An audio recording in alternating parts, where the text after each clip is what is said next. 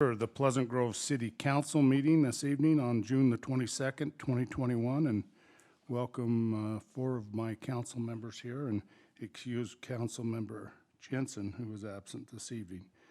Now, we would like to welcome all of the other people who have joined us, our directors and the general public who have come here this evening to be with us. We'd like to start this evening off with a Pledge of Allegiance, and I've asked A.J. Edston, who is a friend of mine, who is probably the newest citizen of the United States in the room this evening, and he'll give us the Pledge of Allegiance, and after that we'll have opening remarks from Council Member Williams. A.J.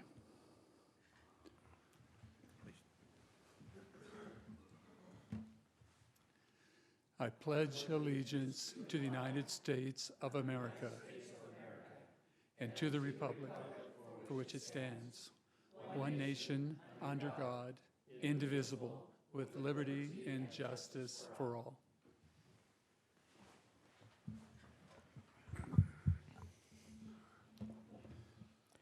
Our dear Heavenly Father, as we come before Thee as citizens of this wonderful city of Pleasant Grove, we ask Thee, Father, to help us make wise choices, help us be happy in our livelihoods and in our society.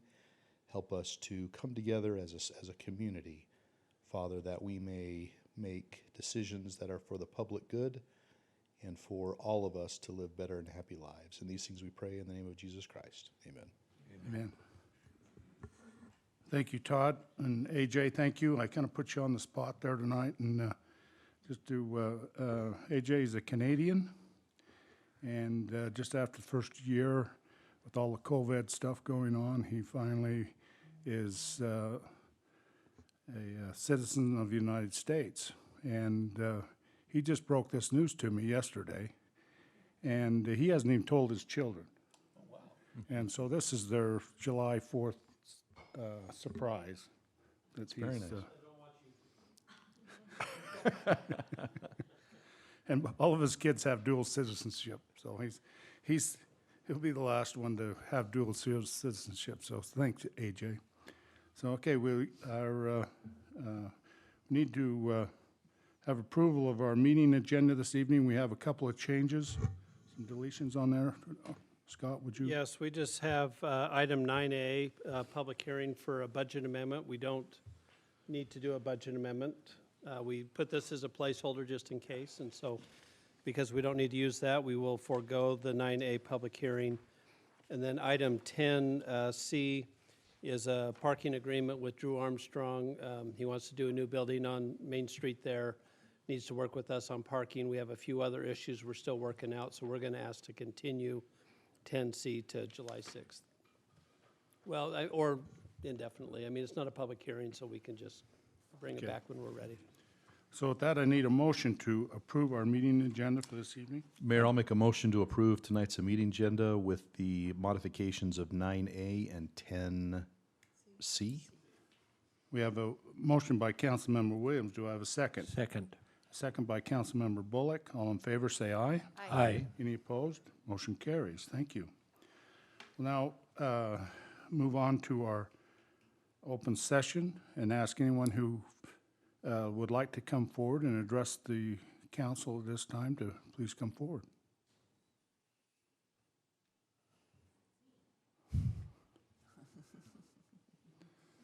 I think that's your cue. Oh, brother. It is Councilmember Williams' birthday today, so if we could all sing happy birthday to him, that would be awesome. Okay, ready? Here we go. Happy birthday to you. Happy birthday to you. Happy birthday, dear Todd. Williams. Happy birthday to you.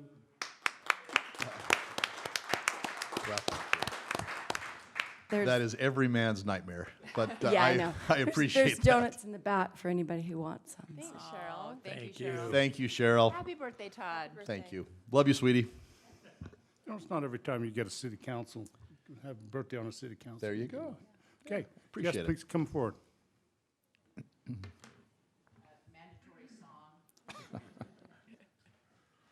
Haven't been to too many of these over the years, but I just thought I'd come and ask a question. Recognizing that we have a real potential for cyber attacks from other countries right now, and how they shut down a pipeline recently. And I'm sorry for not knowing this already, but I thought I'd come and ask, if our power grid were shut down for, say, more than a couple of days, how would things function here in this city? Would the water all continue to flow just fine through everybody's taps? And do you know the answer to that? I think we know the answer to that, but Because I don't. we would have situations, but we won't discuss that here. But I'd ask you to get with our Public Works Department, and they can explain that to you, okay? We do have a backup. We do. Okay, even if it were a period of days, then things would still function? You'd have to, we really haven't talked about that or what it would end up being, but we power our wells, and it's not gonna affect us, but the entire Can I- state, so. So when we talk about our emergency management, we do not publicly disclose things Yes. Oh, in that manner. It's a security issue for us, but we can give you some general ideas, and that's why the mayor's okay. suggesting you talk to Just wanted Public Works. to make and- sure people are thinking about it, to know that things would function if our grid were shut down for a period of time. So, Yep. thank you. And what was your name? My name's Rod DeGel. Oh, Michelle. Okay, thank you for coming. Thank you. Anyone else like to? Thank you. We'll now close our open session, bring it back up here to the council, and move on to our next item.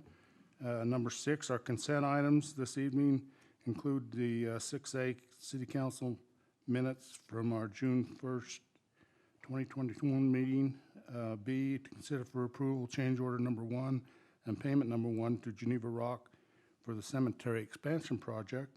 C, to consider for approval change order number 1 and 2 and pay request number 4 for Silver Spur construction for the Mill Ditch project. And D, to consider for approval change order number 2, pay request number 3 for S&L Corporation North Union Ditch project. And E, to consider approval, payment approval reports for June the 3rd and 17th of 2021. And I ask for, if there's no other discussion on the consent items, ask for a motion. I'd move that we approve the consent items as previously stated by the mayor. We have a motion by Councilmember Bullock And I'll second that. and a second by Diana. And all in favor, say aye. Aye. Any opposed? Motion carries.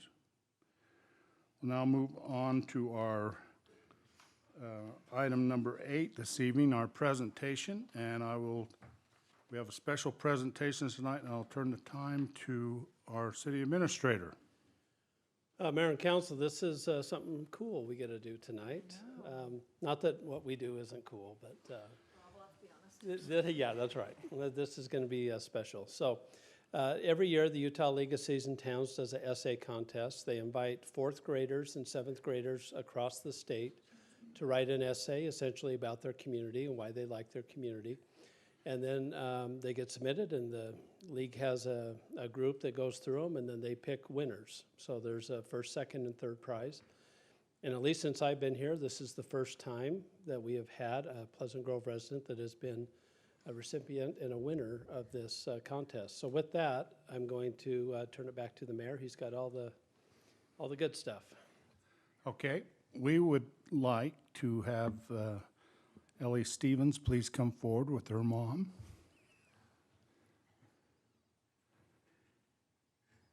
You have been picked as the winner, and I have your essay here.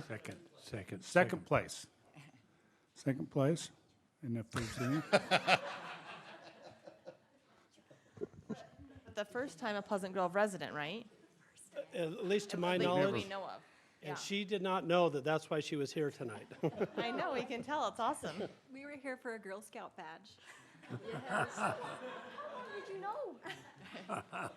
Give her the badge. And Ellie? Ella. Ella, excuse me. I have your copy of this. Would you, your mother coming, we would like you to read what you wrote to win the second place award to us.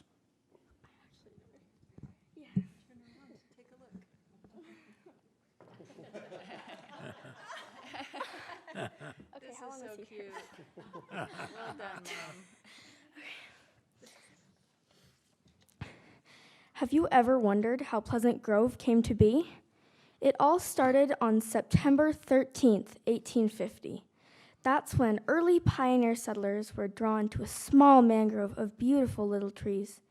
That was the main reason the town was called Pleasant Grove, although that name didn't come till later. Since that time, this town has become pretty important, and it's a cool place to live. I love this area because of its awesome ecological, historical, and interesting cultural significance. Pleasant Grove has some neat ecology. First, there are ponds with lovely greenery surrounding them, and my family loves to go fishing there. We quietly sit by the shore, listening to the soft sound of cool rushing water and rustling leaves. While we fish, we watch the cute ducks, big fish, and friendly faces of excited kids. Those ponds grew out of that first little mangrove the settlers found that day. Every once in a while, we see a flock of birds flapping overhead. Many birds love to use the shady trees to live in and thrive. Those trees make good resting spots for tired migrating birds, too. There's definitely a reason why Pleasant Grove is called the City of Trees. The history that makes up Pleasant Grove is truly fascinating. Pleasant Grove's first name was Battle Creek due to the first fight, the Walker War, between the Fremont Native Americans and the pioneers inside of the canyon above the town. 5 years later, Pleasant Grove held its first official election in May 1855. Soon after, a man named Henson Walker became the city's first mayor in office. Since then, the place has grown so much. The roots these early settlers put down have blossomed into beautiful communities and neighborhoods in Pleasant Grove. These communities are strong and tight-knit, a lot like a grove of trees. The history of this great town helps you understand how it's named and how it came to be. I'm so glad I could live here. Lastly, the cultural events make Pleasant Grove one of the most unique towns you'll find. There are multiple gardening parties and meetings. At the library, countless books enrich your mind, plus activities for younger kids and story time. And you've probably heard of Strawberry Days. This is a festival celebrating when strawberry farming was a major activity with 250 acres of land used to farm. Today, it's a super fun fair with rides, snacks, games, and of course, strawberries and cream. It is so fun to walk around this fair with my family under the cool shade of the swaying trees and appreciate the beauty of this town. Pleasant Grove has a rich culture filled with opportunities. That's another reason why I love it. In conclusion, Pleasant Grove is a breathtaking place to live. It has an interesting history, dazzling ecology, and inviting culture. I love my community and its roots, and I hope to stay for a long time to become a big part of it.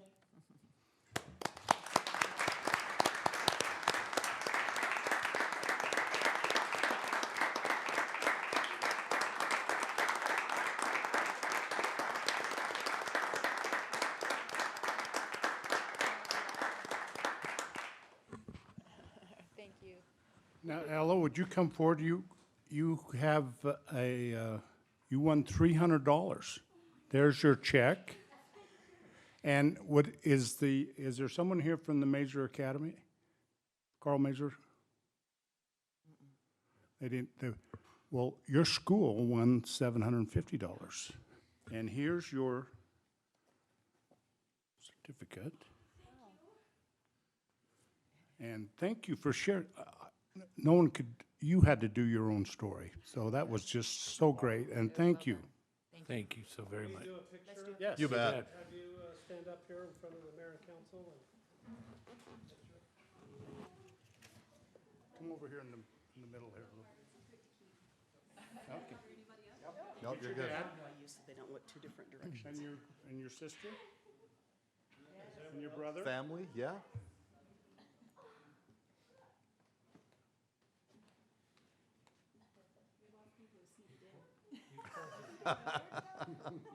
Oh, that's sweet. Wait, there's more, wait. Good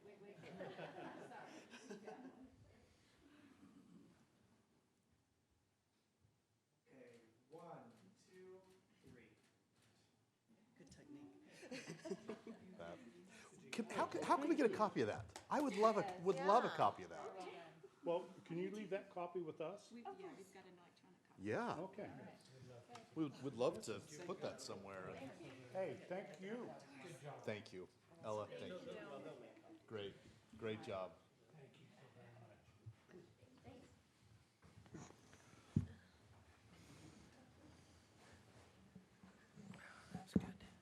I think she has a future in reading audiobooks, maybe? Absolutely. Yes. Yeah, she needs to do story time.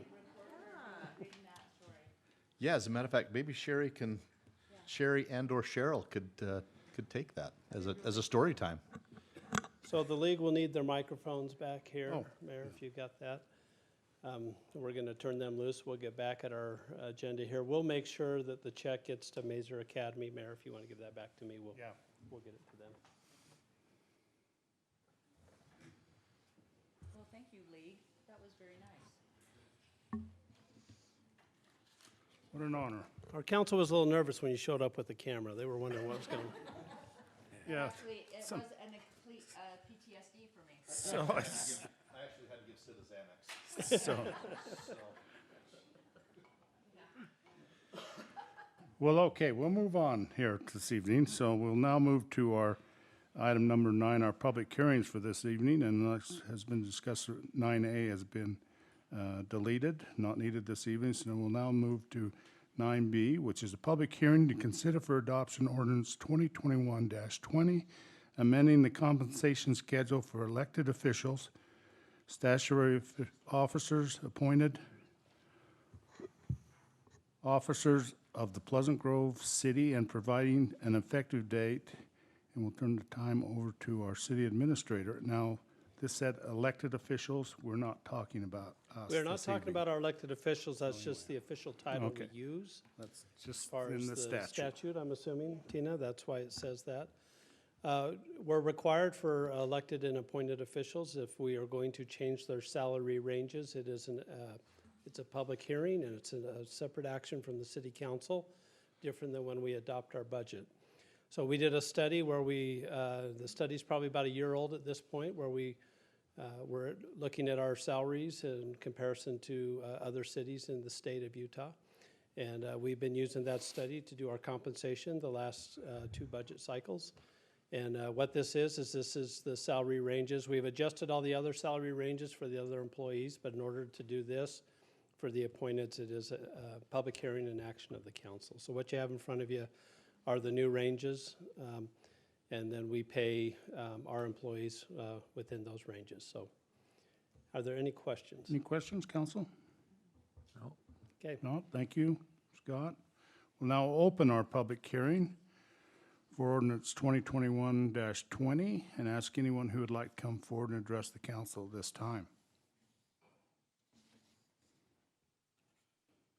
I see no one approaching the podium, so we'll now come forward. If I don't speak out, nobody will. I know that a lot of people here work for the city. And it seems that cities are always comparing. Would you just state your name for us? You bet. My name's Rod DeGel. Okay, And thank as you. unpopular as this is going to be, unfortunately, Donald Trump's not here to do it. But it seems that the public employees continually raise, they get their salaries raised, they compare them against other cities. It would be really interesting from a taxpayer's point of view and not a public employee to see what the, how those salaries compared to the average taxpayer's income back 50 years ago and how they compare today. And it would be really neat if the city would pay someone to work a few hours that works for the city to look at that and bring that up in a meeting. Because public employees, they do pretty well. And there was a website that was up a few years ago. I'm sure that the people working for the city are familiar with it, called Utah's Right, utahsright.com. It was based on Utah's Right to Know. And a lot of public employees didn't want that up because people started becoming aware that, I mean, there were school teachers, administrators, policemen, a lot of people that made a lot more money. There were a lot, counting benefits and everything that paid, but I mean, a lot more money was paid out for those public employees than most of the taxpayers were aware of. And when we compare things to other cities, is that what was going on there, right? Then they continually get raises, and I am of the opinion, but I don't know this for a fact, I'd bet money on it, that the public employees' income, compensation altogether has increased and increased and increased and increased, because we've certainly seen what's happened to taxes over the years. And would the city council be willing to pay someone for a few hours to look at those and compare those over the past, let's say, just averages over the last 50 years, and then bring those up in a meeting? Thank you. We appreciate you. You think We'll that look would be into- a we'll look into reasonable that. request? Okay, we'll look into that. Thank you. Is there anyone else like to come forward? If not, we'll now close our public hearing and bring it back up to the council for further discussion or a motion. Council, any more discussion? Mayor, I just have a couple of comments. So I've been in business, business ownership, business executive positions for 30 years. And our city has a pretty big budget and a lot of responsibility.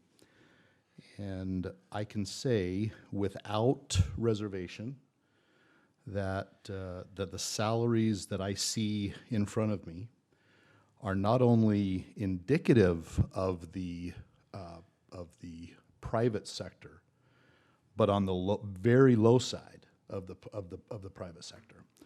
And so I can tell you, I wouldn't run the city as a city administrator or as a city attorney or some of the other positions, police chief, for the salaries that we're being requested to approve today. So they are in line with, they're actually lower than the private sector businesses, and they're not out of line. They're really a good deal for the city. We have amazing individuals in all of these positions, and would undoubtedly recommend that we approve these salary positions. I'd like to state that I have two sons who work as police officers, and they all both have part-time jobs to live. So the statement that was made about the high salaries is not true. This is the sort of things that are said, and I see it every day. They have part-time jobs to be able to make their mortgage and to put food on their table. Go ahead. Same with Todd. My husband and I started our business in 1991, and some very interesting. And I think this is, and I'm grateful for the comment, because it does give us an opportunity to express the research that we've done about each one of the salaries. And I don't know, was it who did we contract? Was that a third party? Yes, we Audit. had Mike Swallow, who is well Third renowned party. in the state of Utah, that Yeah. did the research on the salaries. So Yep. yes. And I think part of the research was that he was actually he was investigating also the the private sector as well. In that for a labor one or a skilled level one, that was also looked at the private sector for the same skill set. So I think it took us 2 years, whole audit of all salaries. So we are worried about it, we're concerned about it, but as residents, we want a level of service. And that comes with some skills. And so you have to pay for those skills. We are trying to get from a very, very low minimum up to a range where we can keep good quality employees. And I say all the time, if a catastrophe is happening, I want skilled, experienced talent to show up to that problem. If a sewer has broken in my basement, I want a skilled guy to show up. So, and you have to pay for that. We're not overpaying our employees, and I'm very, very grateful that the research was done and that we can make a decision now on the level of pay to be received. And I would agree, as a business owner, and we can offer more in the private sector than what the city does, and we've lost some good employees in our city that can make better money elsewhere. But we appreciate those who stay with us, and we have excellent employees, and we hope that we're trying to catch up on compensation to them. So, anything else, council? Okay, we'll now ask for a motion. I'd be happy to make a motion to adopt ordinance 2020-120, amending the compensation schedule for the elected officers, statutory officers, and appointed officers of Pleasant Grove City, and providing an effective date. We have a motion by Councilmember Bullock. To have a second? Second? Second by Councilmember Williams. This will be a roll call vote, and we'll start out with Councilmember Anderson. Yes. Councilmember Bullock. Yes. Councilmember Lamone. Yes. Councilmember Williams. Yes. Thank you. Motion passes. We'll now move on to our next item this evening, next public hearing, which is 9C, a public hearing to consider for adoption Resolution 2021-024, amending the proposed fiscal year 22 budget fee schedule by amending the Government Records Access and Management Act, the grammar/records request fees, and providing an effective date. And we'll turn the time over to our General Counsel. Thank you, Mayor and Council. We have not adjusted our fees for responding to grandma requests in probably 10 or 12 years. We were charging $12.50 for an hour after the first 15 minutes. The statute requires us to give first 15 minutes for free.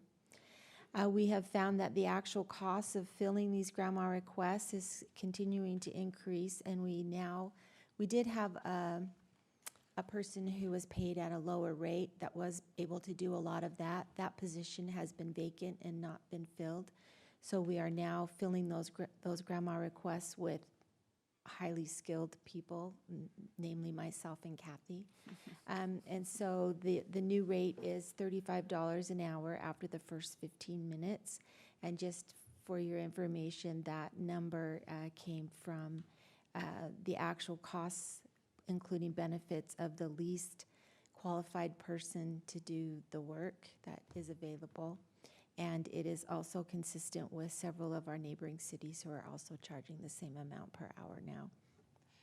Do you know how many grandma requests, or Kathy, we've had up to this point in the year? Oh, I couldn't even count. I mean, we get them every week. We get one or two, and they'll come to Kathy as the main recorder, but they also come to the police department.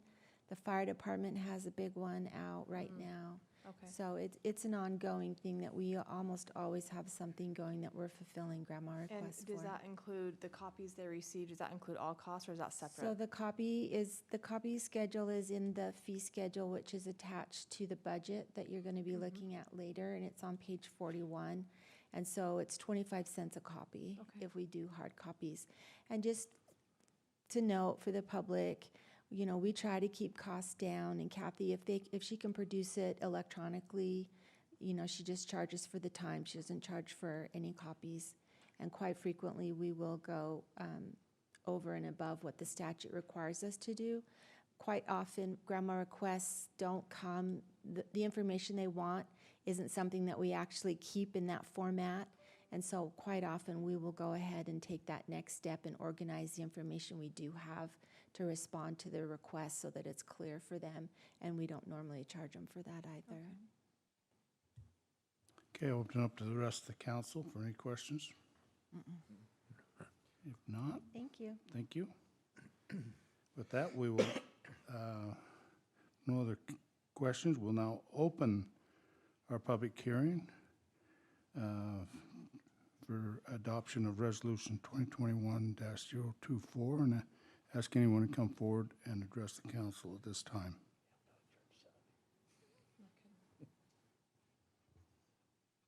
See no one come forward, so we'll now close our public hearing and bring it back up to the council for further discussion or a motion. Mayor, I'll make a motion to adopt Resolution 2021-024, amending the proposed fiscal year 22 budget fee schedule and amending the Government Records Access and Management Act fees and providing for an effective date. We have a motion by Councilmember Williams. Do I have a second? Second. A second by Councilmember Lamone.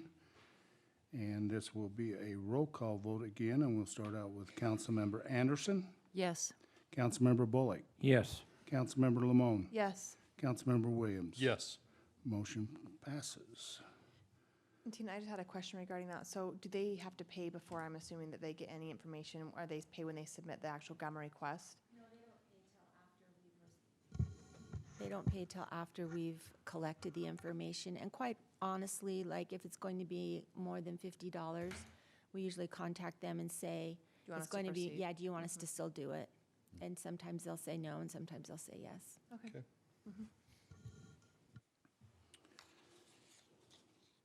Okay, we'll now move on to our 9D, public hearing to consider for adoption ordinance 2021-21, applying the BMU, the Mixed Boulevard Mixed Use Overlay, to approximately 1 acre property currently zoned the Pleasant Grove Zone, the Commercial Sales District, Sub-District, located approximately 2020 South Pleasant Grove Boulevard, and providing an effective date. Director Cardenas, enlighten us.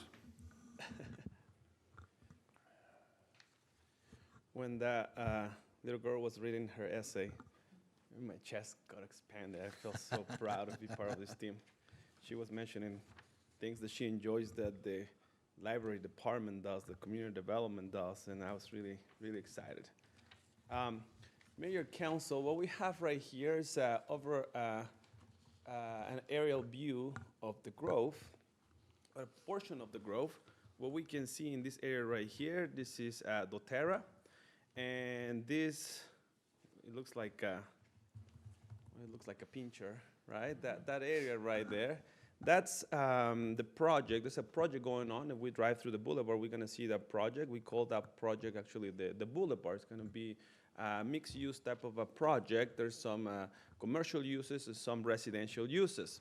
The area of that is about 10 acres. In order for this project to happen, as we can see within this green line, there's a specific zone, an overlay that we put on top of this pink underlay commercial cells in the Grove. Well, when the applicant purchased the property and was working on designing his project, there's this portion right here. I'm gonna zoom in a little bit, and this business, that if we have not been there, it's a good place to visit. I love going there just to see stuff, right? It's called Interior Concepts. When Interior Concepts develop, they owned, and I'm gonna delineate it with my mouse right here, they own all this piece of land, okay? But they only use a portion, the portion in the front along 1300, and there's this parcel right there, which is about an acre, that was sold to the applicant who's developing the boulevard. So they purchased this 1 acre. That 1 acre right there doesn't have any frontage, so it makes sense to be added to this project. That's it. That's what this item is. It's just for the rezone of this 1 acre piece of land. Let me see if we can see, have a better image right here. Yeah, correct. It's only for that. It's 1 acre piece of land that's gonna be added to the project. In reality, I think just within this last year, we approved a plat already for the boulevard, and that already included this acre. It already included this acre. It's just never got rezoned. We created the overlay in 2018, was that 3 years ago? And that portion was not rezoned around that time. But in all the projects that we've been reviewing, in all the plats that we've been reviewing, that's already part of the project. That's what I have, Mayor. And again, what we're doing is we're rezoning it because what we're doing is applying this area that is hatched within this green line to this acre right here. This item is not a code amendment for code, doesn't change anything, doesn't change the language of the code. It only adds that acre to those 10 acres already being developed. That's Okay. what I have, Mayor and Council. Council, I open it up for any discussion from you. Nope. If not, thank you, Daniel. My pleasure, Mayor. And we will now open our public hearing and ask anyone to come forward and about adoption of ordinance 2021-21 to come forward and address the council this time.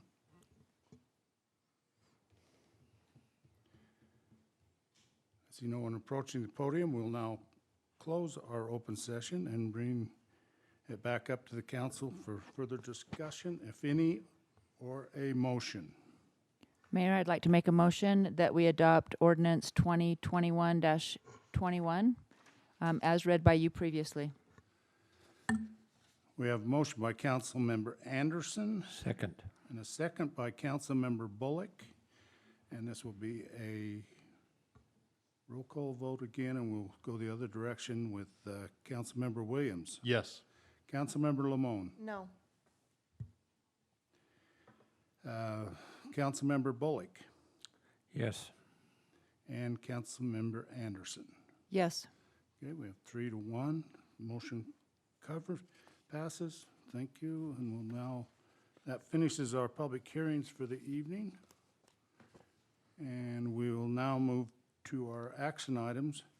Ready for our vote. 10A, to consider for adoption resolution 2021-025, adopting Pleasant Grove City fiscal year 2021-2022 final budget, which includes the comprehensive fee schedule and adopting the 2020 certified tax rate of .001497 and providing for an effective date citywide. And the presenter is our Finance Director, Roy.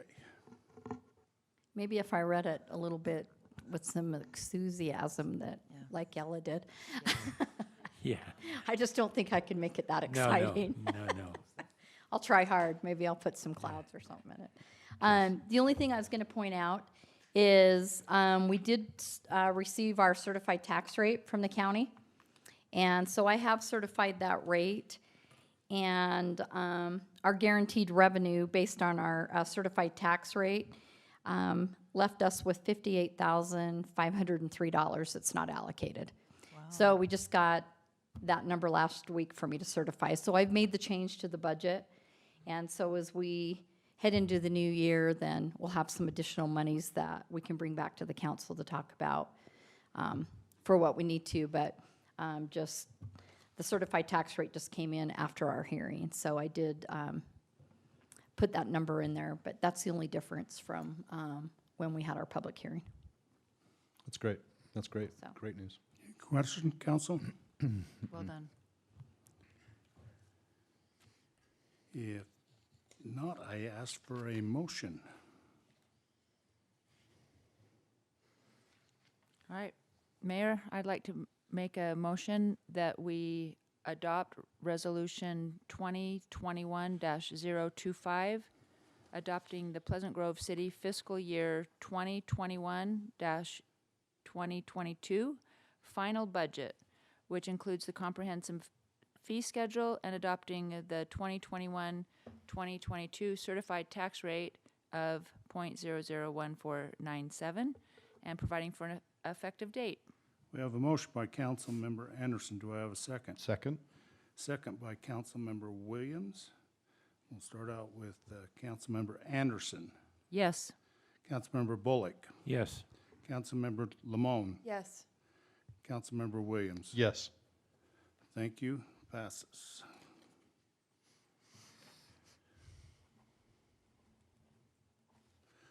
We'll now move on to 10B, to consider for adoption Resolution 2021-026, authorizing the mayor to sign a contract with Holbrook Asphalt Company for the service agreement and notice to proceed for the 2021-2023 street preservation project, providing asphalt seal coating on specific streets within Pleasant Grove City and providing for an effective date. Director. Mayor, Council, every year we've been trying to be proactive in our preventative maintenance of our asphalt, specifically trying to prevent a little bit of oxidation that happens to new asphalt and causes it to become brittle. One of the things we have as a goal is that within the first 2 to 3 years of an asphalt life that we get what's called a seal coat on that to make sure that it preserves some of those oils that are naturally lost through oxidation from the sun. The Holbrook Asphalt contract that we're proposing is a 3-year contract. We're just finishing up a 3-year contract with them. And they have a proprietary material, it's called the HA5, which is a seal coat that adheres really well. They give us a 5-year guarantee on it. It usually lasts 7 to 8 years before we have to reseal roads. And we are moving forward with awarding them, or at least proposing to award them this contract for the next 3 years. It's about around $200,000 a year that we typically give them in work. That typically will do about 5 miles of road. Somewhere in that, a 40-foot wide road, it'd be close to 5 miles of road. We have 115 miles of road, so that's about 5% of our roads could be seal coated each year, and we're still in the catch-up mode. There's still a bunch that we can do. We've been doing that for the last, probably 5 years. Not to that extent every year, but recently we've been trying to beef that up. So a lot of this funding will just come from our Class C funds that comes from the state for doing road maintenance. So that's the proposal before you for the Holbrook Asphalt contract. Any questions for Marty, Council? If not, I ask for a motion. Make a motion to adopt Resolution 2021-26, authorizing the mayor to sign a contract with Holbrook Asphalt Company for a service agreement, proceed, and notice to proceed for the 2021-2023 street preservation project, providing asphalt seal coating on specific streets within Pleasant Grove City and providing an effective date. We have a motion by Councilmember Bullock. Do I have a second? Second. Second by Councilmember Anderson. This will be a roll call vote, and we will start out with Councilmember Anderson. Yes. Councilmember Bullock. Yes. Councilmember Lamone. Yes. Councilmember Williams. Yes. Thank you. Motion passes.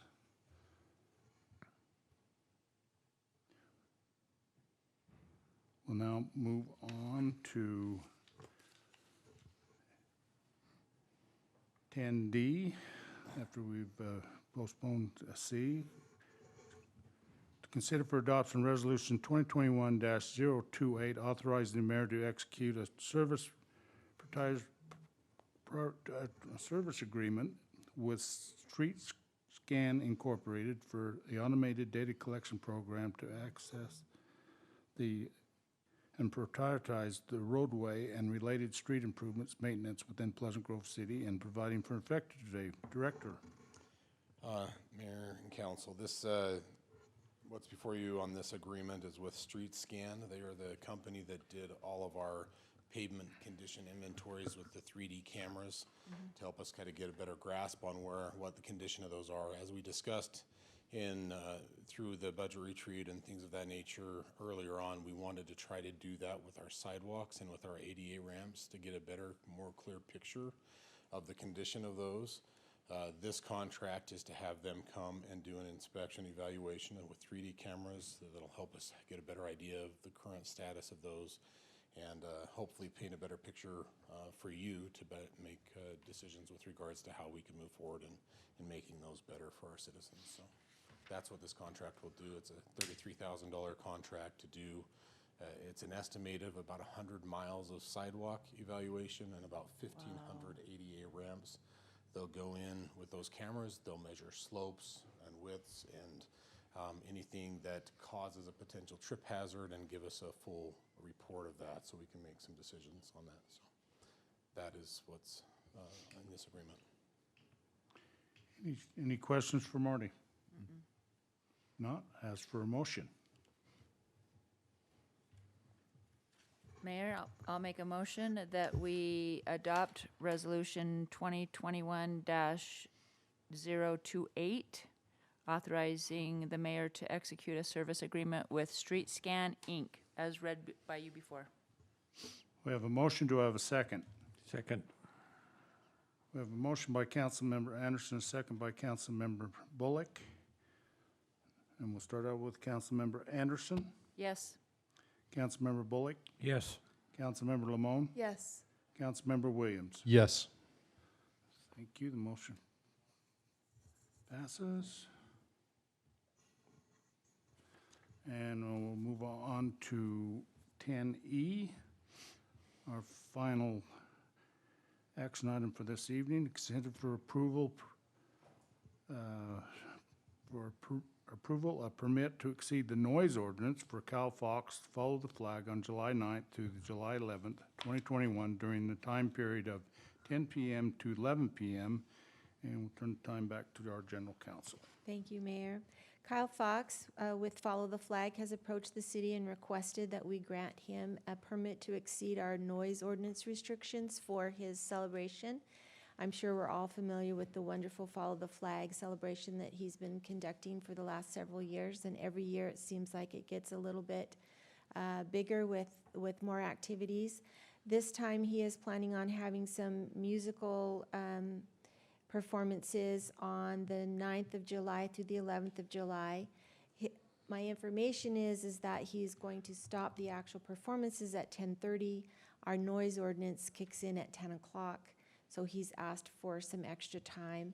I put 11 in there just to give him a buffer and then also to allow them some time to end the performance and take down and still not be in violation.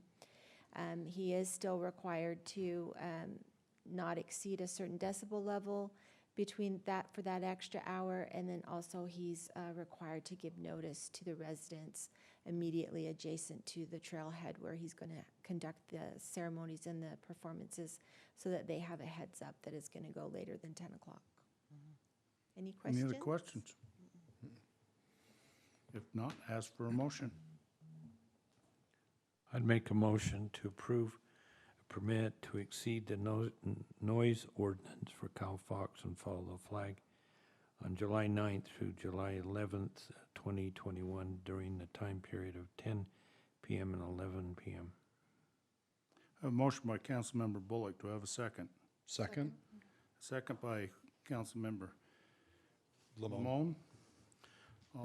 And all in favor, say aye. Aye. Any opposed? Motion carries. Thank you. That ends all of our items this evening. I would just at this time like to officially invite AJ the Canadian to come to the flag ceremony up in the canyon. He may not be here. Except he'll be in Arizona enjoying the heat. Well, maybe he would Maybe like he to needs take to a little come. trip up here where it's cooler. So it's, yeah, he's really been appreciating the 10 degrees cooler this week here. So anyway.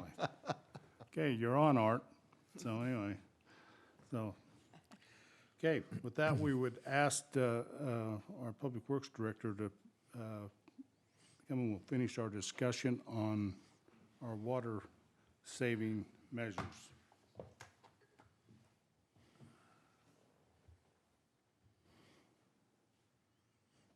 So I think we're to the questions the council had for Marty?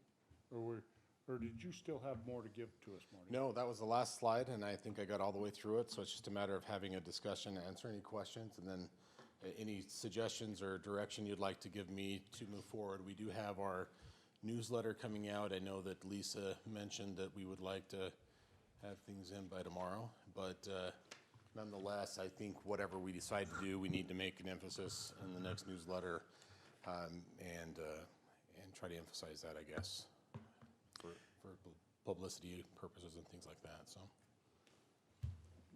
Council, any more? Yeah, so Marty, great job. I think this is spot on. I think this is exactly what what the State Water Conservatory District is recommending. I think our residents, will comply. I think we ought to do this as a public service, or a public, not public service, public. Education. Yeah, public educational campaign, that this is what we're requesting. If not, we will, could potentially run out of water. I would love that type of a message. I think we ought to continue to enforce our current watering codes, or our watering schedules, as they're written. I am noticing a lot of people still watering on Sunday, or sorry, on Saturday, right? Where Saturday is now the day that you shouldn't water. So any enforcement you can do there with your team would be great. I know for Mrs. Williams and I, we like our green grass, but for the sake of the city, and for sake of our residents, and for sake of all of us, we all need to kind of do our share and cut back. So I love the recommendation of cutting back 30%, and wholeheartedly agree that we should ask our citizens to do that. So how do we roll this education out? What are you thinking? That's a great question. I think where we're at right now, I propose definitely by newsletter, definitely by our media sites with Facebook and the sites that we have available to us with the city. I don't know, I fear that that it doesn't really get to the people if you don't. I don't know. Yeah. I don't know how you get it out to them. They, you put it in the newsletter, they're not going to get it. We might get 10% with the newsletter, another 10%, or maybe 20% with social media, but are we really going to be effective to getting it out to the masses and trying to help people understand the situation? I think the current news media is doing a pretty good job of getting the information out there, and I don't know that it's drilling down to Pleasant Grove City and our needs as well. So I don't know, I guess any suggestions that you guys would have with that? I've thought about, what if we just put flyers on every door type of a thing, and just run around and do something of that nature? We could do that, but I don't know if that will be totally effective. I don't know if there's any other ideas that anybody else has. Well, the problem I see is people are going to say, well, that's a good idea, but it really ought to be my neighbor doing it and not me. The idea of having what looks like a dead lawn out there is counterintuitive to everything that we try to do. But by the same token, I think, the city has been silent on this issue, and we need to take I'll just tell you my background here is that I found out that, Pleasant Grove is a wonderful place, but it's not as wonderful as people think it is if you just go down and sit in court sometime. And this is the same issue, I think, is that we have to take a position as opposed to suggest. It's nice, and we shouldn't be mandating to these folks, but by the same token, if we say, this is a thing you might want to consider to assist us in this thing. I know what's going to happen. There's going to be very little change, if any at all. because you're gonna look out there and say, well, I'm gonna keep my lawn as green as I can. So I think we ought to come out and say, start out by saying, this is our recommendation. And we would like your cooperation and like to do this before we need to move to another step. You know, and that's one of the things I've been thinking about as well, is that right now, it's a recommendation, a suggestion. We can watch how the water use goes through the month of, over the next month, over the next 4 weeks. The reality is that's gonna be a big tell sign of where we're gonna end up. Yeah. If we continue on the same projection that we're going on and we don't start to conserve and start to drop back to some of our other previous year usages, then I would say that we could say in August, maybe it does need to go to that, hey, you have 2 days a week, similar to what some other municipalities are dealing with, just so we can get everybody through the year and not lose plants and some of, you know, the garden and things of that nature at the end of the season. And I think what needs to be said in this newsletter is at the rate that we are currently using Yeah. the water, we will be out of water. And then, and so, you know, it's sort of like govern yourself, because this is going to impact everybody. I mean, it's not like, well, it's not gonna hurt me. And Brett, I'd probably even say it even maybe just a little different. I would say, you know, our water shares are limited. It's not that the pipes are gonna dry Yeah. up, right? But we would end up having to pay more water, pay for water. Our city would have to pay for water shares that is currently not in our budget. I don't know if we want to get that granular, but that's really the realization of what we're dealing with, is that we're going to be running, at the rate now, we're going to run out of our water shares by August? September It's 28th. middle of September, Middle of towards the end of September? September right now. But that's if people use, I mean, if they use more, If it's gonna be. we gone use what we faster, used right? last year. Right, but it could be more. Because Yeah, that's people are- right. People are gonna start That's right. If getting it's- over if it's- watering because they're getting anxious because everything's dying. You So know, I can almost see it being worse than last year. It's kind of like dieting. As soon as you go on a diet, you're hungry. Yeah. And we say, you know, stop the watering. I mean, this is serious, and I think many people think that really doesn't affect us so much. And because we have been silent about it. I mean, I'd like to see, we are in an emergency situation, Lindsay with the PD, because we talked about utilizing her, and I think Scott, in our last emergency situation last year, we asked that she get updated numbers for our local schools, churches, and our ecclesiastical leaders in the area. And if we had her contact them directly, hopefully even by this week, to let them know of this plan, they can reach out to their, I mean, the schools especially, and then the local leaders to their congregations and let them know about what's going on, because she should have that information updated. I mean, this is emergency time. This is really Whether it's serious. changes, or there may be further implications, Yeah, definitely in the exactly. near future. But I'd love to utilize her and her resources and what she has available, but I think that call needs to go out this week. And I agree, always use what the organization that's already in place. organized, use that. So, and I would love the idea of that thermometer, where we show the graph that you had. It's not a thermometer, but in my head I was thinking, you know, how fun to show that we're doing better, and actually show, and I don't know how often you get updated on the usage. Usually Weekly.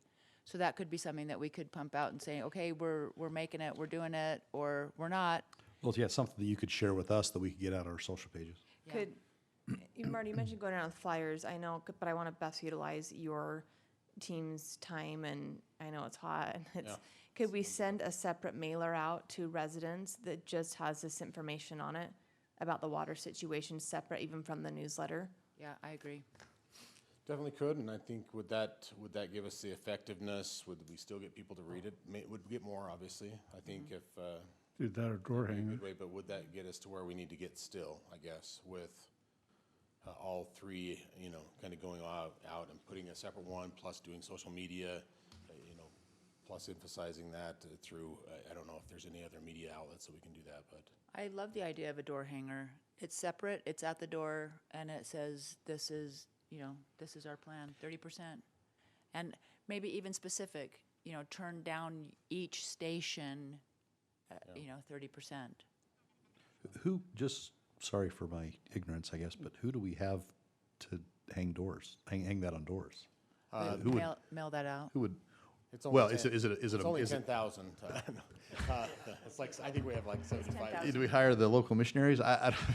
Who does those? Who hangs them No, on the we would- doors We would probably have to attack it Contract. as a mailer? we could do a mailer, but if we were gonna do door hangers, we would have to just try to find a day and go hit a neighborhood and assign it throughout the, through the public works. We could use, obviously, city employees' help. We got the parks and whoever else could be available. I'll volunteer. Kenny will You specifically. could use the police department in the middle of the night when the things slow down. I do have a question. You This go- is not for farmers, correct? This is not agriculture. So we don't irrigate for the farmers. They typically have their own irrigation shares and they have their own struggles for sure this year. Most of them will be out of water in August, especially if they're irrigating from American Fork Canyon. They're not expecting much towards the latter end of the season for sure. So no, this is, we irrigate, they're mostly residential, the commercial properties, the schools and things of that nature, the parks, but we don't typically have any irrigation right now, in fact, that I'm aware of that we're doing. Residents use 20% of the water. 80% in the state of Utah is used by Agriculture. agriculture. Yeah. So Yes. that is a true statement, but as far as our community, Yeah. we have so much water available to us based on how many rights we have versus, and the shares that we own, and that is ours. And we need to, if we're overusing and we're exceeding what our availability of water is, Yep. that's us. That has nothing to do with the farmers, and we got to figure out how to get that to work, so. Yes, Tina. I was just going to let you know that I forwarded an email I received from the Utah League of Cities and Towns to Marty and Scott just now. There is a toolkit contained in that email from the league with social media resources, posters, memes to put on social media. So there's a whole messaging system there that I think we could probably take advantage of and not reinvent the wheel in terms of what we're putting out. Our individual suggestions or our individual charts would be great, but there's some stuff that's already been created that we could use. Can you forward that to Lisa Flinders too, or maybe include her on that? I think too, if we can, even including like a toolkit like that we send out, that Lindsay can send out to the local leaders in the schools, and then they can, if they want to print the flyers and have the emergency management person take it around the neighborhood, great. And let's utilize people we already have in place. So to yours, said the mayors of North Utah County are already working with the Alpine School District and with the FM group. Doesn't do you any good to work with the individual wards or stakes. It's the FM group. And they've been working with them since this first came up, and they're on board with it. Well, I've noticed that your churches are So Are we don't dry. need to go starting down that to, road with it. starting to go a little But to their bit. congregations, they could announce over the pulpit. Well, okay, Well, could they? yeah. No, I think this is a community thing. I don't think that's Through out the of FM line group, that could to- happen. To have kind of just But a as far good as their reminder. watering, it's taken care of. Right. Yeah, But I'm yeah, just the thinking about getting the residential. message out to Like on their the social media people. pages or neighborhood pages. Yeah. That's, Lindsay, I think, updated all of that with our last emergency. Because I haven't seen, and nothing's come across my stake or ward or anything. No, and my church lawn is dry, completely bare. It's just, They're working. They're- Yeah. They've cut back. Yeah, yeah, for sure. and I've been impressed because in other years, I haven't noticed it, but I have this year. But we want them to Make the announcements make the to their announcement wards. to their neighborhoods. Well, If possible. where we at with that? Tina, advise us on that one. I don't think they'll do it over the pulpit. I think if you want to contact someone in the stake and have Lindsay ask them to put it on their neighborhood Facebook page or their ward Facebook page, but I don't That's think, what I'm thinking. I don't think the policy would be to allow that to be read over the pulpit. Okay. Okay.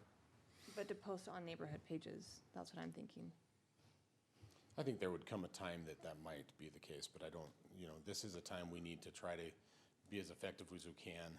It's probably not the dire of, hey, we're gonna run out of water tomorrow, you better stop and get that out. That would be probably more appropriate for something like that. But I think we can, you know, this is a message that needs to get out. It's something that's gonna affect our next year's use for sure. And we hope we get a good winter with good precipitation, but you never know. And I think anything we can save this year, that's what we need to do. And then we need to not run out this year as well, so. I think we can probably put a little, you know, we can talk a little bit more. Lisa could probably be involved. And We just talk need to how sit put down that and out. create the PR plan and execute it next week.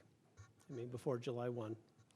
And so there's probably 10 different avenues of ways we need to get this word out. I do like, it does cost us a couple $1,000s, but a specific flyer is pretty effective, I think, for people to, if we put it in the newsletter, we're not going to hit the same reach. It does save us money, but I don't think we get the same reach. We can put something in the newsletter. In fact, I think I'm the monthly message, so I can write on that. So we'll, what Tina sent us is there's some awesome stuff in there. We'll start utilizing it. We just need to sit down and create the plan, use Lisa, use the resources that Lindsay has to just push this word out. Okay. And I was out in the hallway when we first started this, so is the message we're sending is everybody to reduce 30%. And then we're going to give examples of what that means as far as if you're watering 20 minutes, we want you to cut back to 13 or 12 or whatever. So that's, I'm assuming that's what you're talking about. And I love it that granular. Yeah, we need to give, because if we tell somebody to cut back 30%, I don't think they're going to know what that means. Well, just like this right here, I think this is exactly what needs to go out. Do we have to make any decision relative to the ordinance requires new homes to put in lawns within the year? Yes, so if we decide that that's the direction we're going to go, because we just barely brought it up today, so we need to Right. meet with Daniel and decide. We'll bring something to you, like a temporary ordinance Yeah. to suspend that requirement. Drought. Yeah, a drought ordinance. Okay. Makes sense. Thanks, Marty. Okay, thank you. Wish it was better news. Maybe next year. Well, it could be worse. Well, it could be Yes. worse, that's So, right. That's for sure. There was a year where it started raining on July 9th, and it literally rained every afternoon for like a month. We need a monsoon season. We need Yeah. that. That would be nice. Okay, thank you. I want to finish up with, let's go to our directors. And I asked you yesterday in a meeting to briefly talk about the good and the bad of Strawberry Days a little bit there. And boy, what a week we had last week. So let's start with the Parks Department. We have a special guest from the Parks Department tonight. Dion was just thrilled to be able to turn it over to you tonight. We'd like to welcome Kenny. Yes, yes.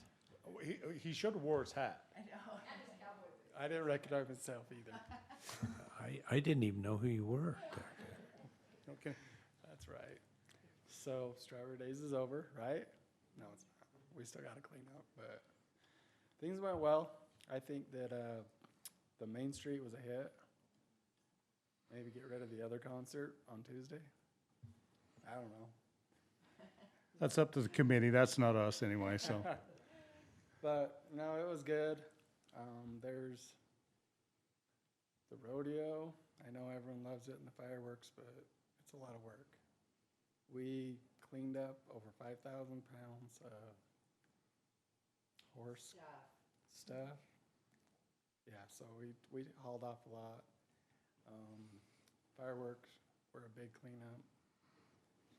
And I don't know if any of you guys know this, but they tore down one of our fences by tying up their horses. So I need to get that fixed. Yeah. But it's too much work for us to do it. We tried lifting it. It's probably, I don't know, 60 or 70 feet long, and it's hanging down about a foot. Where's this at? Rodeo grounds. It's actually Shannon ball fields. Yeah, oh, Rodeo- it's on the ball rodeo- field side or the rodeo side? The Rotary On Committee the will east take side. care of that. On the east side where they all parked. Yeah. But I got a fence company, I'm trying to get them to come in, but everyone's busy. I don't know. We'll do what we can. Be patient, I guess, with downtown park. I've never seen it like that. It is dirt. Yeah. But today we aerated, we threw some fertilizer, put some water to it. I hope that comes back. No, it just needs some time. Same with Shannon Fields.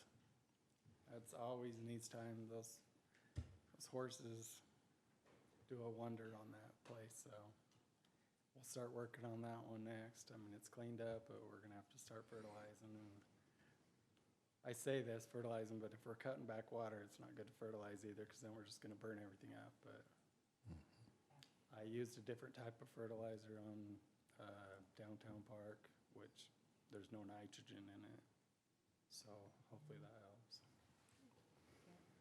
So, How many pounds of Good time. trash? over 5,000. And that was through the whole week? That was Monday, Monday, we cleaned up after the horses left. after the I'm horses seeing. left. Yep, a lot of stuff to clean up. Thank you. You know, Sunday night, I checked the cleanliness of our restrooms here at the downtown park. Excellent. And I kind of Nice. poked in. So you guys really, thank you for keeping up on that, and because there was a lot of people using those restrooms. A lot of Good. work, that's for A lot of sure. work. So, anyways, Okay, good times. thank you. Chief Roberts.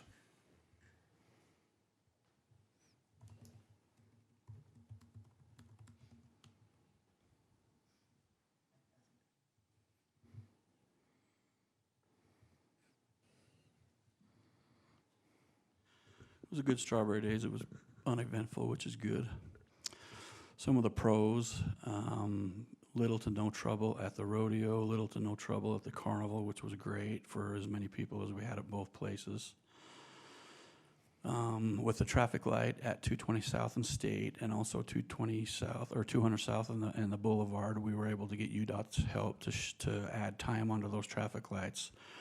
So in the olden days, it would take half of our crew out to run rodeo traffic and get everybody out of there, and it was dangerous too. We had Fugel's lights out there, and it was really dangerous for the pedestrians, and now it's another world. I mean, it's just easy. It takes a couple guys, and we get the pedestrians out there, and it's just smooth. So those traffic lights make it really, really nice. So those are some of the pros. It was just smooth sailing. Some of the cons, the carnival blocked us in on our south gate, and so it put us down to one exit in our parking lot, and so we were kind of at the mercy of 100 East traffic, so there was only one way in and one way out for fire and police. So next year we've got to be really cognizant of making sure they keep an open way for us on our south gate so we can get out of there. We also learned we need to paint. I need to get with Marty in the county or whoever I need to get with and make sure we paint the curb from 100 South to 200 South on First East, so you get anybody that parks on that curb and we can't see any traffic coming either way, so it's impossible to pull out. And it's just dangerous for emergency personnel to try to pull out onto First East through that gate. So those were some of the negatives we learned, but other than that, it was a great Strawberry Days. Everybody had, the guys worked 16, 17-hour days, but they had fun doing it, and it was a good time. It was fun to talk to on Wednesday night with all the officers up on the deck upstairs. Yeah, there, it's a perfect place to waiting watch for the the fireworks. fireworks. We wondered if they were really going to happen or not, Yeah. but then they finally did. But Yeah, no, it it worked was out great. good. Yeah. Great work. Thanks, Chief. Yep. Oh, let's go with our fire chief.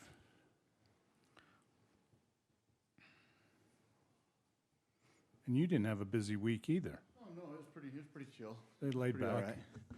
No, it was a good time. We had, Strawberry Days was great. We kind of started before that because I promised you guys Old Joe's be ready for the parade. So we had a lot of guys spend a lot of time getting Old Joe ready. He was ready, made the race. I feel kind of bad because you guys didn't get to ride in it for the parade, But I was just a little nervous, hoping it was gonna make it. It made it, but it did have a little issue with the We engine. were a little nervous. I know. The people But that it were got- supposed to ride in it rode in it. It worked So, out fine. We had a lot of the retired guys, they came back and rode in was the. awesome. Yeah, and they then thought they had were a gonna get great dropped time. off out the cemetery. That's Yeah. how, that's how old they were. Okay. Yeah, not yet. We're not doing that. No. Okay. But we did have some of the retired guys come back, and I think they had a ball riding that. They had a great time getting back in that, riding it down the parade. So that was good for those guys, and so that was a good time.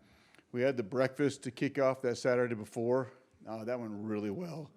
We had, I felt bad because I think some people actually waited close to an hour, 45 minutes to an hour to get in. Yeah. I think we roughly had, I'm guessing between, probably around 1,300 people or so come through there. So we had, a lot of people. We cooked from 6:30 to almost 11 o'clock the whole time, just straight, didn't slow down at all. So it was great. Macy's was a great sponsor for us. They helped the association out, and they donated a lot of the stuff for the breakfast, which was great for that thing. It was actually very good food. Yeah, it was. Yeah, and I'll say this year we had pancakes, the ham, hash browns, and pancakes. Yeah. Good. Blueberry pancakes and chocolate Yeah, chip it was pancakes. awesome. So it worked out good. I mean, it was great. It actually flowed real nice. It's nice having the station there where it sits, and people to get in and out of there pretty good. So did that, and then just through the week, just all the events they had, it worked real well. When our calls we really didn't have any wild calls with the Strawberry Days events, anything like that. Pretty just basic calls, nothing too wild. We had the lunch you guys came to on that Saturday after the parade. We did that, which went real good. Fireworks, no issues with the fireworks going like that. So like I said, everything went pretty darn smooth for us and went real well. Like I said, like before with old Joe, I could just tell you one guy, for a couple people, Lance Carpenter, one of our part-time guys who's been here with us almost 20 years, he spent a lot of time working on old Joe. I was kind of harping on him. He was my mechanic guy. He wanted to make sure he had it running. He put a lot of time into getting that thing ready, and there's a few guys that really spent a lot of time, putting that together. I will tell you, it's easy to take things apart. Putting it back together is another story, and it made it. So, but Strawberry Days is great. We had a good time. Everything worked well. We had, a few extra guys every day on duty, working the rodeos, working slack, and doing those things. And like I said, no real major incidents during the whole time. So everything went real good. Chief, Thanks. go ahead. Yeah. Go ahead. What's going on with fireworks? Everyone's asking for. I know banning it for everybody one. in the world asking all kinds of stuff. So we're going to leave our boundaries that we had last year. We were kind of at this point, we don't have a choice on changing those unless if we wanted to, we could as a city. From my understanding, talking to Tina, we could as a city ban the whole city if we wanted to. But as of now, I cannot change boundaries of what we have right now. Just the way the legislators changed rules a year and a half ago, last year or something like that. So we've got boundaries that we've had for the past 5 years. We're going to keep with those same boundaries. And I will tell you, the last few years driving around and watching it, our citizens have actually been really good about not having fireworks in those areas. We've had a couple people that were lighting them off, I'd drive around, I'd pay attention, but we'd go talk to them, and they were very good about putting them out, not doing it, understanding. So as of now, there's really going to be no change compared to last year. We're still going to have the same boundaries we had last time, and all of the people that sell fireworks in the city should have a map of, what those boundaries are. It's really just the canal, isn't it? Is that kind of the? It's not. No, it's not the canal. It comes down. Is it on our website? Or Dalton. where It can should they be on get the website. It's on the. I know it was on there last year. I know it's on the state one. We had. I'll double check. Yeah. I'll double check because I know it's on the state one because it's the same one we had in the state that we sent them to them the last few years. So there's no changes really, but they should have all maps at all the fireworks stands for the city that sell in the city. So. Like I say, we'll cross our fingers. I know it's a real dry season. It's not good season, but we'll watch them close and see what happens. So, Okay. other than that, For big wins. yeah, watch for big ones. We don't want anything. Yeah, we'll stay away from what happened last year if we can help it, or last fall. So, other than that, everything's good. Okay, thanks, Chief. Thanks. Sherry, you kept the library going over there. Well, the library's been busy all summer long. Out in the park, been great. The library did a special story time during Strawberry Days, and in the park, and we're doing all of the story times in parks this summer. It's been an interesting experiment. We had 500 people at the one this last week.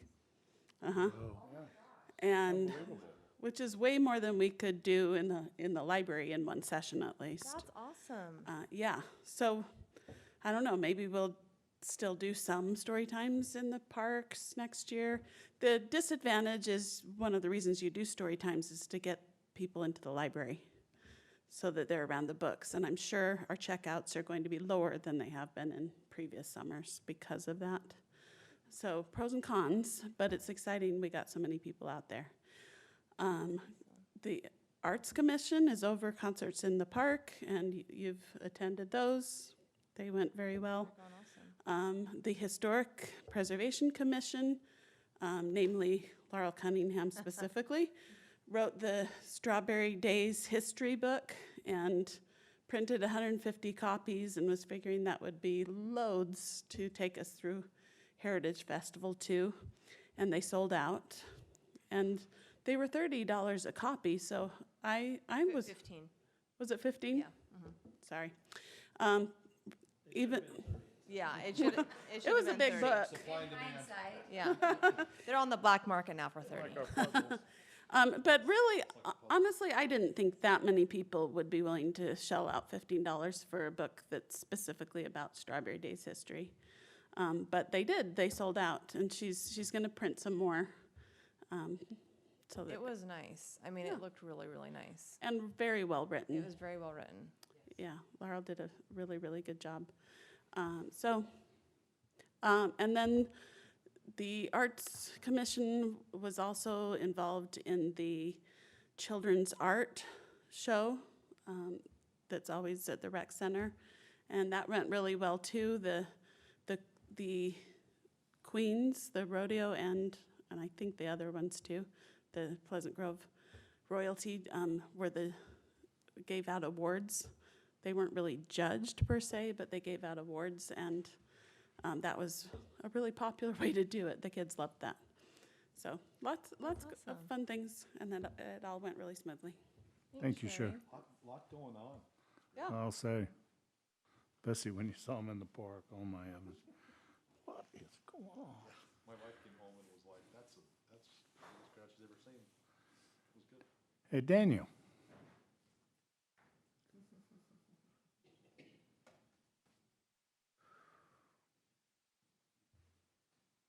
Just enjoying my chocolate. I got a card. Thank you guys for the card and the chocolate. So this is where we're in the summer. This is the busiest time that we have for the department. This is when we get the busiest with the most permits, because obviously weather is good, right? So at this point we are where we were last year, about September. So building permits keep increasing.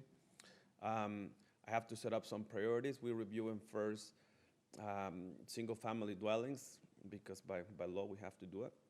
We have 2 weeks to review those. Then we're going on commercial, and all the additions and things like that, they're come on third rank of priorities. But we're excited to be part of this time when everything's going really fast. A lot of building permits, working on them. Okay. Thanks, Dan. Park impact fees. Good. You know, Marty, we haven't forgot about you back there, so you can come up again. And we do thank the Public Works guys, because we know they're more behind the scenes and helping everybody else out, like the Parks guys. Guys have been busy. There's lots going on. Just a few updates. Construction industry is really interesting right now. Crazy. So there's been the shortage on the PVC pipe. We have our 1100 North project that's ready to go out to bid. Yet we don't know that we can actually get the project done this year. If we did put it out to bid right now, it's we've heard about a 2-month waiting period to get the pipe from the time a contractor orders it. But then if we do the pipe, we have to do the road, and the road is also, we're hearing some little rumblings regarding asphalt and the end of the season and whether or not there's going to be enough oil to do the end of the season paving this year. And so we've made the decision that we're not going to do the 1100 North project. We're going to bid it probably in October, and hopefully it'll start in the March timeframe where we get it at the beginning of the season. Whereas right now it's unlikely that we would get everything finished and would be living on a dirt road for the winter, which isn't acceptable on those steep slopes up in that area. So, but yeah, it's a really interesting bidding climate right now. I think we've got a few little things that we're trying to do. We're looking at getting quite a bit of road seal coated. We're going to be likely doing some surfacing on some of the major roads. We'll probably do a little bit of PG Boulevard repair. We've got some issues happening on the inside lane westbound on PG Boulevard between State Street and 1300 West that we've got to get taken care of because it's going to get pretty bad this winter if we don't. And so we've got a few things there that you'll be seeing us get moving forward on. We've got some smaller projects as well that will still move forward. So Where are we at with 100 East with the bump out here? we returned plans, hopefully the final revisions on Friday, and so they were supposed to putting it out in the next week. So I'm hoping this week or next week it'll be out to bid, and it'll be done. That's one that they're still planning on moving forward on. So It'll be done. It'll be done this year. Oh. So they're bidding By it out. December So 31st? Like I mentioned, I think on the last time, they're putting it out with about 2 or 3 other projects that they're doing, so it's all kind of in this bundle of projects. One contractor will get the contract. And So then- can we still sled off that hill, or will it be before? No, the goal is be way before that, so hopefully before the snow flies. And I think it's really only a 2 to 3 week project once they get to it, but we haven't heard from them as far as, we heard they were bidding it. They wanted to bid it before July. And they wanted it, and then they'll have probably just about a 3 to 4 week window to get that finished up. So by the time I'm school guessing starts?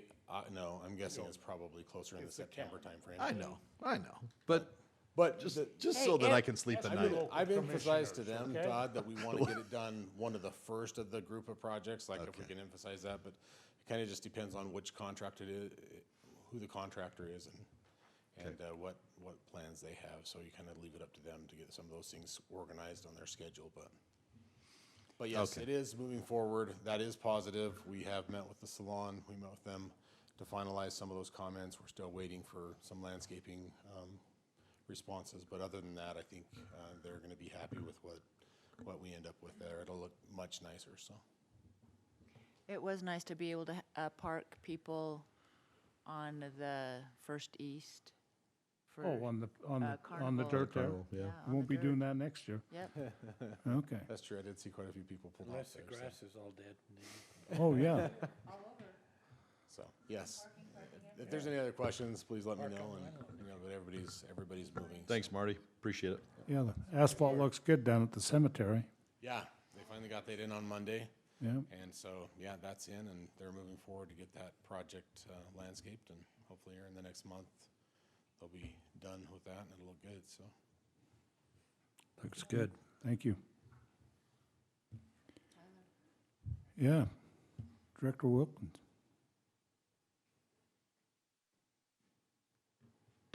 Another person who hasn't been busy at all. Yeah. It was a very busy week and a lot of awesome events. Just starting with you guys attended the pickleball ribbon cutting. Got to meet my buddy Leo, 9-year-old phenom playing pickleball. He's a stud. Awesome. And then Free Family Swim was on Monday. We hit capacity at about 3 p.m. That's about 700 people there. And yeah, it's... So what's capacity when you can't see the water anymore? It's pretty close to that, Mayor. There's a lot of people. This is the first year on Free Family Swim there hasn't been a storm cloud that's kind of kept people away, and it brought a lot of people out. And so, very busy day. We had our fitness night in the parking lot, same night as the concert in the park. We had about 200 individuals in our parking lot jamming out fitness and in 100-degree heat. We were just watching mostly. No one passed out there and giving waters and doing our best. And then we had the pickleball tournament. I'm glad to see Scott's walking today. Yeah, he had a little bit of an injury out there. That I blew my hamstring because I was hustling too much. Yeah. I was just running too hard. And pickleball always gets ragged on for an old man sport. So Sid participated in that as well. We had about 80 to 90 individuals participate in that pickleball tournament. They were really excited for those new courts. And so The tennis courts were not very busy in the afternoon when it hit 100 plus. yeah. Yeah. And so that ran 2 days, the pickleball tournament, our volleyball tournament. Mayor, you came out and saw our princesses at the princess party. We had about 90 princesses there with the queens. Baby contest. It made you want to be a princess. It did. They were having a great time. Yeah, they have a really good time, and it's a great event. And it was Can two we quote- sessions. Can we quote you on that, Mayor? Yeah. Yeah.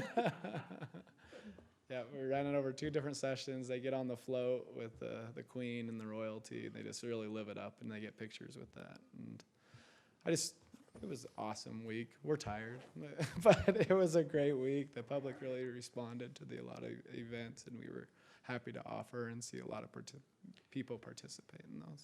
So. It would be interesting to possibly get a count along that parade route. Yeah. I mean, there was tens of thousands of people there. But there was 15,000 little kids under 5 Yes. along there. Yes. They all got candy. Yes, they did. No, the ones down the end got cheated. I feel so bad when we turned down center. There's just no candy left. So thank you. Thank you. Thank you, Tyler. Great work. Hey, Amazing work. Huck Finn Day, man, what a crowd. It was unbelievable. So anyway, well, Director Roy, do you have any more to add to us? Well, I paid a few Strawberry Day bills, I think. I had a couple cups of strawberries and cream, and I did buy a puzzle. I just wanted to say a shout out to our group. I don't know what we call them, our admin group there. I think Puzzle Mania is probably, it was crazy.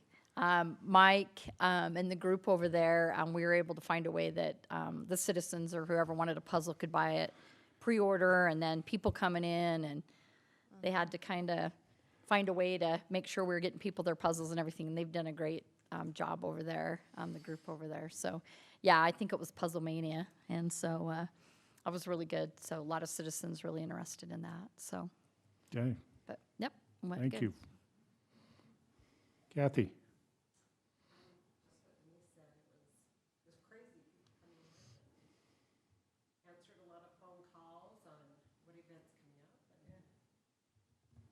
Okay, thank you for your help. Tina, do you have any? I took a few emergency phone calls during the week. Other than that, I wasn't really involved too much in working Strawberry Days, but I did have the opportunity to go with the Queens to Channel 4, Good News Utah, or Good Morning Utah, or whatever it was. And then also the baby contest. One of my granddaughters is in the Little Miss program, and her mom couldn't be to everything, so I got to substitute, and that was just a real joy. And just a shout out to our royalty this year, both Yes. on the city side and the rodeo side. I have never seen the rodeo royalty be so involved and just so, the kindness campaign that Brooklyn Allen started. I mean, they were really outstanding this year. And they can really throw those pigs too. Yes, they Yes, can. they- Yeah, but I mean, normally rodeo the queens. royalty, you see them ride around at the rodeo, and that's about all. But they were involved in all the little activities this year and interacted with the public, and Yeah. were just very gracious and very poised. So, Concerts in shout the out to park. them. Kyler? Just reiterating what Denise said, I think I opened the door on Tuesday and it was like Black Friday. It was like people were trampling me for puzzles.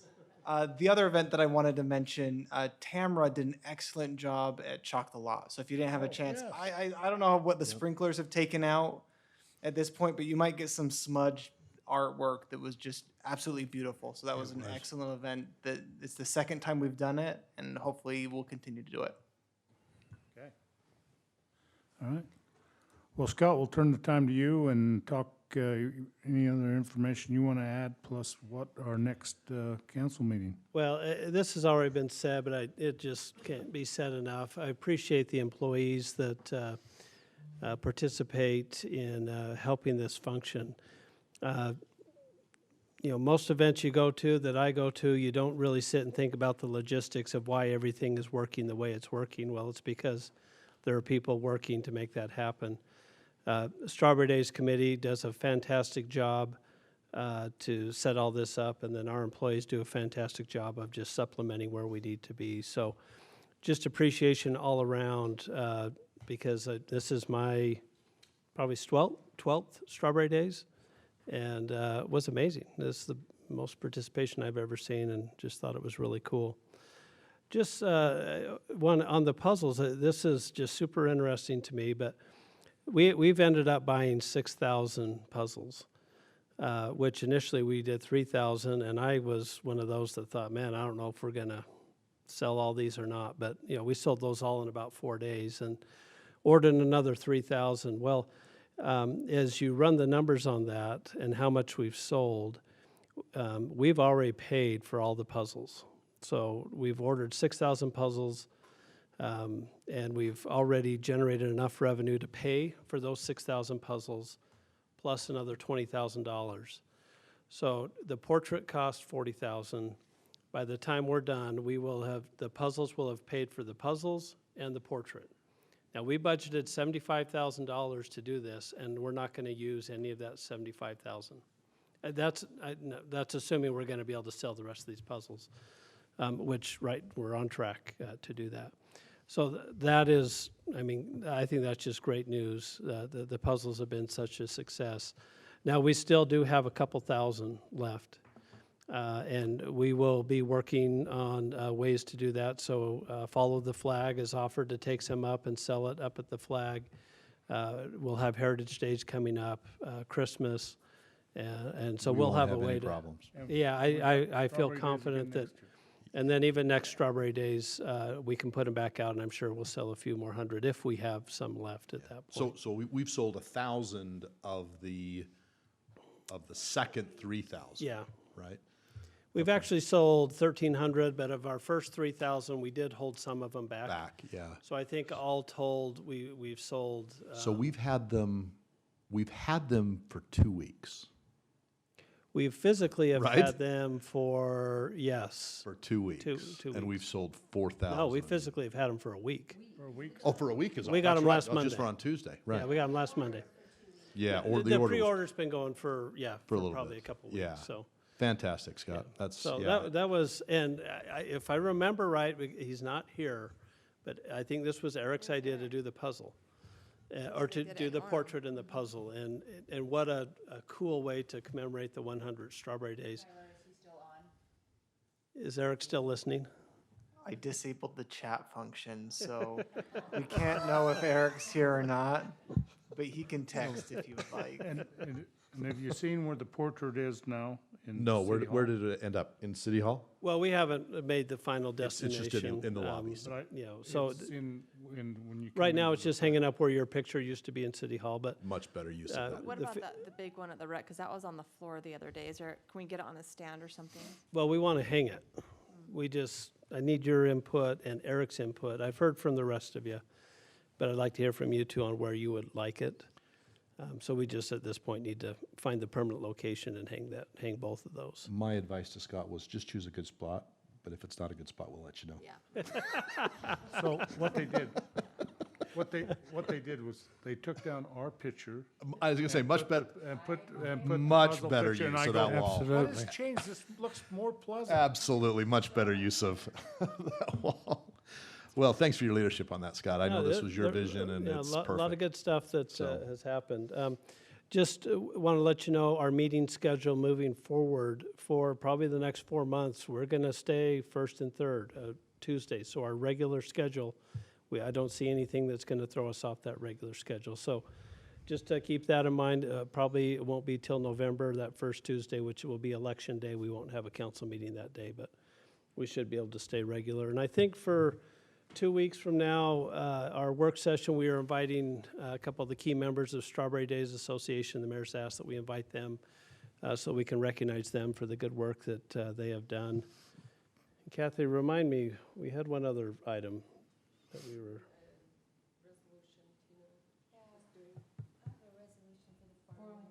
Okay. We got to update our 401K plan. That's a nuts and bolts thing. So right now, not a whole lot for July 6th, but we'll have a couple more items, I'm sure, when we get there. You won't be joining us, is that right? July 6th? 6th. You'll be back? Okay. Well, maybe. Yeah, she'll be back. Well, and so along those lines, over the 4th of July weekend, July 3rd will actually be the fireworks because the 4th of July is a Sunday. City Hall will be closed on July 5th because the employees get if the holiday falls on a Sunday, they get the next day as the holiday. So we will have City Hall closed July 5th. So just so you're aware, that will be the schedule for Saturday, July 3rd. And Follow the Flag is on Sunday evening instead of in the morning. On the 4th? Okay. Very good. That's all I have. Okay. Anyway, we'll start down with you, Sid. You have anything else to? Just thank you for making my Hallmark dreams come true. You know who you are back there, specifically the parks. It was after the concert on Main Street. The lights were strung across the street. The fireworks were going off. My husband and I were dancing in the street. I was in a Hallmark movie. Thank you so much. That's all I wanted. But in the wintertime, I would like fake snow if none comes to come down on the Christmas tree lighting. Yes. And I can talk to you about how that works. I got some inside tips. So. It was like Hallmark. Like, I just love everything about Strawberry Days. It was like small town rodeo. I mean, not really small town because we're not, but that's what it felt like. And you see people from high school and friends and neighbors, and everyone came out for the first event. It felt like since COVID, and we were record numbers, and everyone seemed to have such a great time. And so it was so much fun. Thank you to all the city employees who helped with that. It was such a huge undertaking and really, really appreciated. So thank you. The pickleball courts are awesome. I'm down there every single night, sometimes twice a day. My 14-year-old and I are going out every single day and playing. It's so much fun. And they are beautiful courts, and there is no better backdrop. You're playing on those courts, and you have the flagpole, the G, and then in the summertime, well, in 4th of July, we're going to have the giant flag. It is the most amazing backdrop ever. And it's the tournament that you put on, Tyler, the first official tournament, those courts. There was music, there was people laughing. Some of the fire guys came out to support one of their guys playing. Like, it was so much fun. So thank you, because it's just a great place for people to gather, and we haven't had a problem getting on the courts. I mean, they're busy, and I heard people, saying, why didn't Bluffdale think of this? Or why didn't these courts think of this? Because we have the shade covers. Like, you thought of everything. So thank you, because it's so much fun. And then I got this message from a resident who I don't know well, and I won't say a name for privacy, but she said, I enjoyed Chalked a lot. So great the sponsors want to help others. I wanted so bad to talk to somebody at the booth, but was scared to. I am the one in trouble and can't fix myself. How do I get support without having to pay a lot of money that I don't have? I always feel like I have to pay people to be my friend. I really don't have any friends that I do things with. I don't hardly talk to anyone, and no one talks to me. I feel like I have to have an appointment to even talk to people who are close to me. Please keep this in mind when you see me, then just say hi. You are a very nice person. If I send this, then just know that I will be okay, and don't worry. I just needed to tell someone. I need to apologize for sending this to you, but thank you. And for those who don't know, the Chalked a Lot is tied in with PG Cares. This person is a mom in our community. This is not a teenager who our mind goes to that when we get messages like that. So I connected her with Tamara and gave her some resources and asked Tamara for resources, and we just don't know what's going on with people and their lives, but to have the PG Cares in our community and those resources available, she is going to look into those and even look for some opportunities so she can get involved in the community, but also some mental health resources as well. So I pass this along to Tamara because what she's doing is a great service for our community, and you just don't think at a Strawberry Days event that someone is going to come and feel that way, but also be brave enough to reach out and get help. So it was a good event. It's great. Yeah, that's great. Thank you. God. No, just a wonderful week. It just amazes me how the city continues to blossom, and I use that word, knowingly. I mean, that it really is from the Hallmark setting that Sid mentioned, and what's funny is Pleasant Grove is in a lot of Hallmark movies. But it couldn't have gone better, and it's because of this staff. So thank you for all of you. It's just wonderful. Diana. Yes. And I don't know why Kathy has, Because you say so much. Because if you don't turn one on, do we have a backup? so I don't know if anybody's gonna, anyway. I do kind of feel like I'm on the news though. So first of all, wasn't it there just like this big sigh? And I know you guys just fell into bed and just were exhausted, but it was the happiest completion of a delightful week. First of all, I am very grateful to be serving with these great people up here who love our community, and it's just a delight. We're friends, and I love that. So riding around with them in the rodeo or whatever event it was just a delight to be with these great people. I was thinking about the first Strawberry Days. There are probably 500 residents. 550. 550 maybe. Well, like 50 total maybe. And we're 40,000. The community has changed a lot. I know these two have seen a lot of changes to Pleasant Grove. The parade crowd was probably the population of Pleasant Grove when I moved in, which was 13,000. So managing growth, that's our job. Anyway, the puzzle was a highlight. The Queens, the concert in the park, these are just, I know so much work went into each of these, and I'm just so grateful.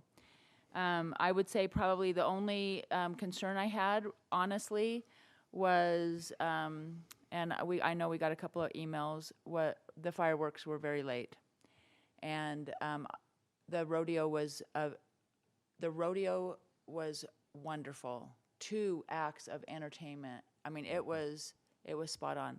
But I am nervous about those late nights and those residents that live near there. So that would probably be my only concern. Okay. Anyway. I'd like to thank those of you who are behind the scenes. And I was born and raised, and I can tell you, I'm not going to tell you how many Strawberry Days I've been to. But this one was the best, and we have a lot to be grateful for. This puzzle, I had a reunion, and it was we meet every year during Strawberry Times, and then every 5th year we have the big one. And I borrowed from Scott 10 puzzles to take up there, and I sold them all in less than 3 minutes. Did you sell them to the highest bidder? I did. I paid back the city for the 10 for 200, but I made 1,000 extra. just so you know. But I mean, everything that happened this year was special. Now, unfortunately for the parks and everybody else, they ended up cleaning up the crap, figuratively speaking, as well as the other stuff. But we appreciate you folks, we really do. And as you're out there doing that, I thank you personally for what you've done. Makes it a great place to live. Thank you. I just echo all what you've brought up this, but I do need to take my hat off to Eric, and he's not here tonight, and hope he's listening, because between him and running the chamber and doing the pins and the shirts and puzzle, running point on the puzzle, he's just, well, he's worked himself into a situation. But anyway, so we wish him the best and hope him for a speedy recovery and with him, and we thank him for that. But, you know, it's just driving that parade. I don't think I've ever seen so many excited kids in all my life. And they were just, it's just a stupid parade, but that was like, wow, they were just in mass, and they wanted candy from us. Yes. So, but great. We're gonna have to get Macy's to sponsor us. We may need to put a budget line item. I actually made a note that we need to order you guys more candy. Well, and I don't know who did the pins, but I'd love to do different pins every year too. Everyone loved the pins too. Yes. Yeah, that was Eric. Was that Eric? It was Eric. Circle back with Eric. Yeah, I think it'd be fun to do a different one with a date on it or something each year. That was really fun. You know, it was just great. With Brent, hey, I mean, Strawberry Days, when you grow up in Pleasant Grove, that's the highlight of your year, okay? It was. I knew exactly when the carnival pulled into town to start setting up, okay, because I was there. Yep. And but anyway, thank you, thank staff, thank especially the Strawberry Days Committee and the Rotary Committee, and they take a lot of crap too. I mean, we turn it over to them. I mean, that we're just a sponsor. We don't turn it up. But we're glad to support them, and our hats go off to them. And so, but anyway, so that I think concludes everything we have for this evening for our council meeting. So unless any other council member has anything else to add, I would ask for a motion to adjourn. And remembering, don't get up and leave right off the bat here, because we've got another meeting here. So I ask for a motion to adjourn from our meeting this evening. I make a motion that we adjourn. We have a motion. Do I have a second? Second. Second. All in favor, say aye. Aye. Any opposed? We're adjourned. So the rest of you guys can leave if you want. And we will now